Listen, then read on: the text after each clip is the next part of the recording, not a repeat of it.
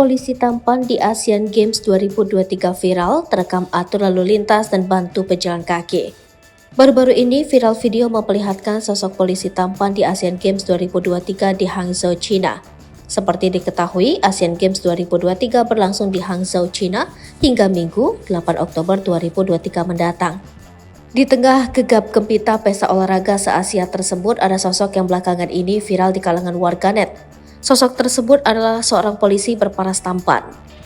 Polisi tampan itu bertugas mengatur lalu lintas di jalan selama perhelatan Asian Games 2023. Netizen menjulukinya polisi paling tampan di Hangzhou.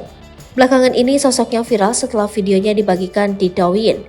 Video tersebut lantas diunggah ulang ke media sosial lainnya seperti TikTok dan Instagram. Di video itu tampak seorang polisi membantu para pejalan kaki menyeberang. Tak sedikit warganet menyebut polisi itu tampan bak selebriti.